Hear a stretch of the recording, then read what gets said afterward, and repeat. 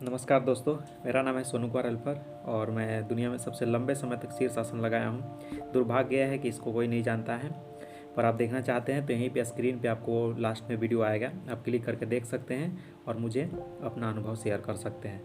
तो मैं daily basis पे अपने जीवन के अनुभव को शेयर करता हूँ इस चैनल के माध्यम से, जो मैं उससे आगे बढ़ रहा हूँ, कैसे उसको कम्पीट कर रहा हूँ और उसको मन के बुद्धि के लेवल पे उसको साइड करते हुए और आगे बढ़ते जा रहा हूँ। तो आप भी चाहते हैं जीवन में बढ़ना, तो ये आपको अनुभव बहुत काम आएगा। आप इस चैनल पे आप डेली बेसिस पे आप इसको देख सकते हैं और अपने जीवन में भी अपना सकते हैं, जैसे मैं अपना रहा हूँ और आगे बढ़ रहा हूँ। तो मेरा अनुभव ये रहा कि मैं कल कपड़ा धो रहा था, ठीक है। तो जैसे ही कपड़ा धो रहा था तो एक सज्जन वहाँ पे पहुँचने के बाद वो प्लेट धोने आए थे। उनका खाना खाने के बाद जो जूठा प्लेट था, तो जैसे ही वो प्लेट धोने आए वहाँ पे पहुँचे तो वो खड़ा होकर के देख रहे थे।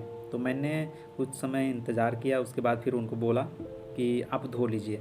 तो बोले कि नहीं नहीं नहीं, आप परेशान मत होइए, आप आराम से धो लीजिए, उसके बाद मैं धोऊँगा।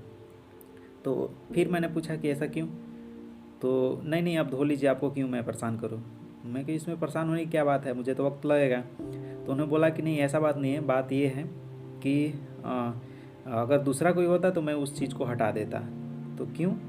मैंने पूछा क्यों? तो उन्होंने बोला कि ऐसा इसलिए क्योंकि बहुत सारे लोग घमंडी होते हैं, उनके अंदर इतना एटीट्यूड होता है कि वो मतलब किसी को यहाँ पे आए या आते हुए देख करके उनके अंदर कुछ अजीब सा होता है, वो घमंड दिखाते हैं, थोड़ा अलग एटीट्यूड दिखाते हैं, लेकिन वो चीज़ आपके अंदर नहीं है।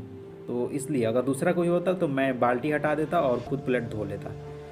तो अब समझिए, यहाँ पे मुझे इतनी अच्छी चीज़ समझ में आई कि अगर आप इस चीज़ को समझ गए तो आपको समझ में आएगा कि एक व्यक्ति के अंदर दो चीज़ होता है। एक व्यक्ति दो रूप से अपने आप को प्रकट करता है, दो या दो क्या बोलूँ मैं, 3 4 5 10 तरह से प्रकट करता है सिर्फ एक ही व्यक्ति। अब वो आपके साथ कैसा व्यवहार करेगा, बिहेव करेगा, वो आपके ऊपर डिपेंड करता है। वो मेरे साथ इस तरह से क्यों प्रकट आए, क्यों व्यवहार किए, और किसी के प्रति, दूसरे के प्रति ऐसा क्यों बोले कि मैं अगर दूसरा कोई होता तो उसको मैं हटा देता। क्योंकि जो जैसा होता है, उन्होंने इस वर्ड का इस्तेमाल किया एग्जैक्टली, जो जैसा होता है उसके साथ मैं वैसा ही पेश आता हूँ। घमंडी होता तो वैसा ही पेश आता हूँ। तो यानी कि अगर आपके साथ कोई बेहतर पेश आना चाहता है, वो बुरा हो या कैसा भी हो, दो रूप तो देख लिए जान के, अगर वो आपके साथ बेहतर पेश आना चाहता है तो आप उससे पहले ही उससे बेहतर पेश आइए। आप आदरपूर्वक पेश आइए, आप एक मुस्कुराहट स्माइल के साथ पेश आइए। मैं यही करता हूँ, मैं आपको नहीं बता रहा हूँ, मैं खुद पे लागू करता हूँ।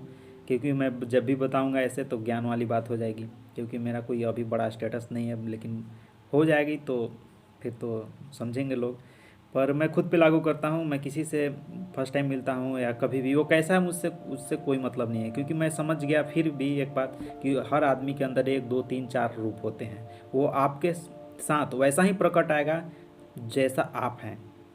तो मैं क्यों ना उसके साथ अच्छा स्माइल के साथ या व्यवहार के साथ, अच्छे विचार के साथ प्रकट हूँ, ठीक है। अच्छे पोज के साथ उनके साथ प्रकट हूँ, ताकि वो मेरे साथ अच्छा बिहेव करें। तो मुझे इस एक्सपीरियंस से यही समझ में आया कि अगर किसी भी व्यक्ति से, वो बुरा हो कैसा भी हो, आप उसके साथ जिस तरह से प्रकट आएंगे वो आपके साथ वैसा आएगा।